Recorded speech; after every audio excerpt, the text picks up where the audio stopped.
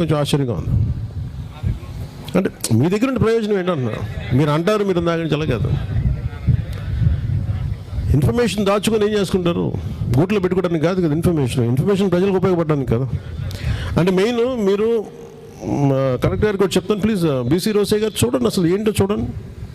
అలాగే నేను అడిగినప్పుడు కాదు, మీరు ఆల్రెడీ మీరు దాన్ని క్లియర్ కట్గా ఉండుంటే చాలా బాగుండేది. అలాగే మీరు 50 మీటర్ల 110 మీటర్ల అసలు డ్రైన్స్ ఆక్రమణలకు గురైనయా, దీని మీద మీకు ఎవరికి సంపూర్ణ అవగాహన లేనట్టు అనిపిస్తుంది నాకు. ఒకసారి చూడండి అది. అంటే ఇది నేనేమన్నాను, ఇది మిమ్మల్ని ఇబ్బంది పెట్టడానికో లేదంటే మిమ్మల్ని నేను ఇంకో దీన్ని తప్పుగా తీసుకోకండి. నేను అనేది అంటే మనం అందరం కలిసి వాళ్ళు అందరూ గెలిపించారు మమ్మల్ని. లేటెస్ట్ ఒక కలెక్టర్ దృష్టి కూడా తీసుకొస్తే ఒక శాశ్వత పరిష్కారం వెతకాలి దీనికి. ఎందుకంటే ఇదే కోనసీమలో కూడా ఇంకొక ప్రాంతంలో కూడా ఉందంటే కోనవరమా, అక్కడ కూడా ఇలాంటి సమస్య ఉందా? ఇప్పుడు ఇక్కడ ఉంది, కోనవరంలో కూడా వచ్చింది, అక్కడ కూడా ఆపాలని కదా. అదే చెప్పాను, దానికి కూడా సమస్య ఉంది అనుకో, ఆ ప్రాంతానికి కూడా అదే చెప్తాను.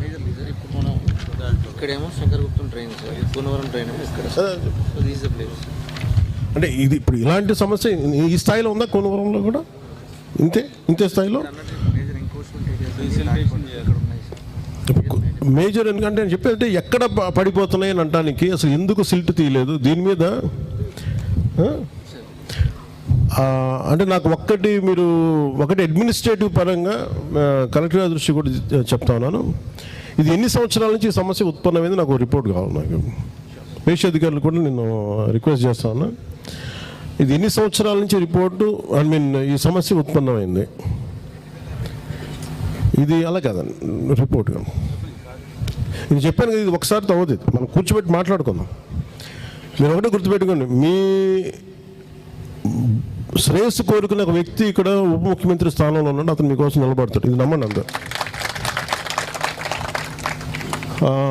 మీరు చేయాల్సింది ఎన్ని సంవత్సరాల నుంచి అసలు ఈ సమస్య ఉత్పన్నమైంది, ఏం జరిగింది, ఏమన్నా నాలాలైన ఆక్రమణలు గురైనయా, గురైతే దాని మీద అంతకుముందు ఎవరన్నా దాని చర్యలు తీసుకున్నారా, దాని మీద అసలు ఒరిజినల్ మన ఇరిగేషన్ మ్యాప్స్ ప్రకారం ఈచ్ డ్రైన్ ఎంత ఉండాలి, ఇప్పుడు ఎంత ఉంది, దాని మీద ఒక ఆడిట్ చేయమని చెప్పండి అందరినీ. చేసిన తర్వాత మన బీసీ రోసే గారితో ఒకసారి తెప్పించుకుని దాని మీద ఎక్స్పర్ట్స్ కమిటీ పెట్టండి.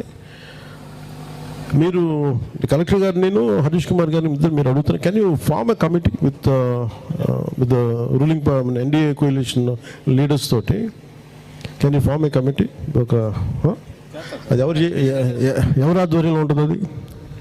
అది మేము ఆల్రెడీ తీసుకెళ్ళాం సార్, సెంట్రల్ నోటీస్లో ఆల్రెడీ పార్లమెంట్ సెషన్స్లోని కోకోనట్ బోర్డ్ అనేది ఇక్కడ ఈ ప్రాంతంలో పెట్టాలనేది కూడా తీసుకెళ్ళాం. ఆ డీటెయిల్స్ కూడా నేను ఓకే, నేను త్వరలోనే మీకు అన్ని డీటెయిల్స్ ప్రకారం మీకు అందజేస్తాను. అంటే కొబ్బరి చెట్టును నమ్ముకున్న వాళ్ళు రోడ్డు మీద పడకూడదండి, ఇది నా కమిట్మెంట్ మీకు కింద. ఇది అంటే ఎందుకంటే ముఖ్యంగా 1,00,000 మంది కొబ్బరి సాగు చేసే రైతాంగం రోడ్ల మీదకి రాకూడదు. దానికి కాంప్రిహెన్సివ్ ప్లాన్, ఒక సమగ్రమైన ఒక ప్రణాళికతోనే మీ దగ్గరికి వస్తాను నేను. దాంట్లో ఈ శంకర్ గుప్తం డ్రైన్ అనేది ఒక చిన్న భాగం అంతే. ఇది నేను భూతద్దంలో చెప్పి మేము అద్భుతం చేసామని చెప్పను, ఇది సమగ్రమైన ప్లాన్లో ఇది ఒక చిన్న భాగం అంతే. నా కోరిక ఏముందంటే, నా మనసులో కోరిక, నా ఆశ, కానీ ఇందాక కలెక్టర్ గారు చెప్పినట్టుగా ఎంటైర్ ఎర్స్ట్వైల్ ఈస్ట్ గోదావరి ఈ 3,500 కోట్లతోటి ఈ డ్రైన్